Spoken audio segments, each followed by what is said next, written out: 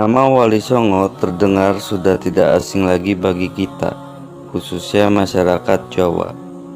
Pada kesempatan kali ini, Mimin akan menerangkan secara singkat bagaimana sejarah perjuangan para wali kita.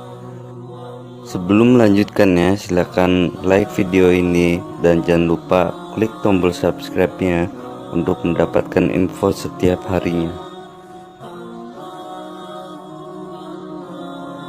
Sunan Gresik. Maulana Malik Ibrahim atau Sunan Gresik merupakan seorang wali yang hidup pada masa kejayaan Kerajaan Majapahit.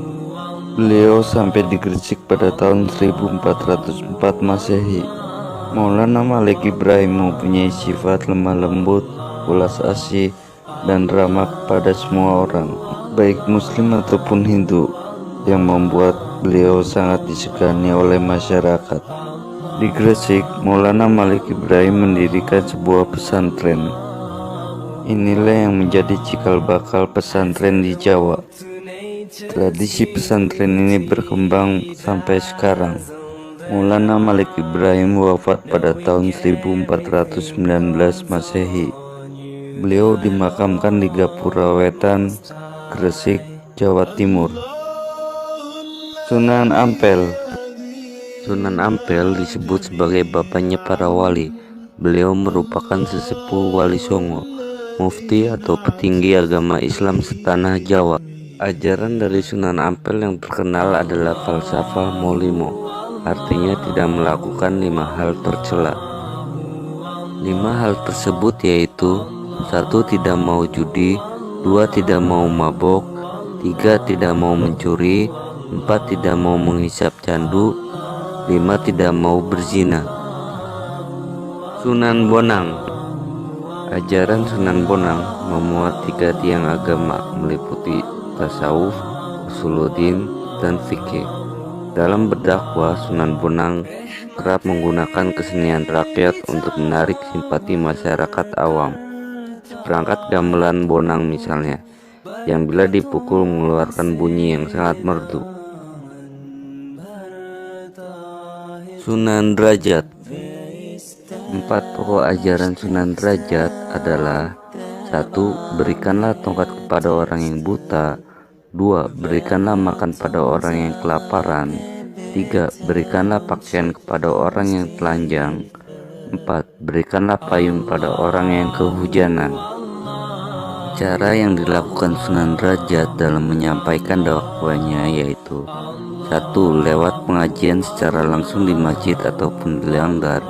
2. Melalui penyelenggaraan pendidikan di pesantren, lantas memberikan fatwa atau petua dalam menyelesaikan suatu masalah.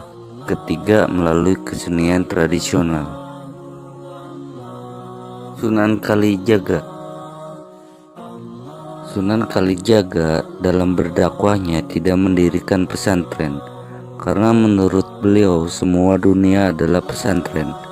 Dalam berdakwah, Sunan Kalijaga mengubah tembang ilir-ilir, membuat kreasi seni batik yang bermotif lukisan burung, mengubah tembang macapat dan danggula, menyelaraskan gong sekaten, dan menyungging wayang kulit untuk sarana dakwah.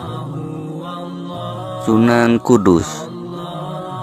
Nama Sunan Kudus di kalangan masyarakat setempat dimitoskan sebagai seorang tokoh yang terkenal dengan 1001 kesaktiannya. Sunan Kudus kemudian wafat pada tahun 1550 Masehi. Beliau dimakamkan di Kudus. Sunan Muria. Ketangguhan Sunan Muria dalam berdakwah tidak dapat diragukan lagi.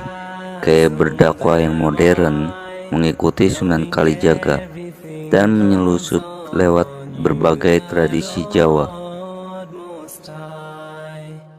Sunan Gunung Jati. Sunan Gunung Jati memiliki nama asli yaitu Syarif Hidayatullah. Syarif Hidayatullah berasal dari Mesir.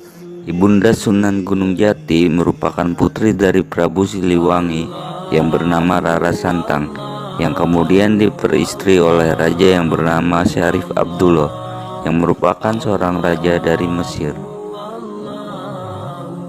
Sunan Giri. Sunan Giri dikenal sebagai ahli politik dan ketatanegaraan.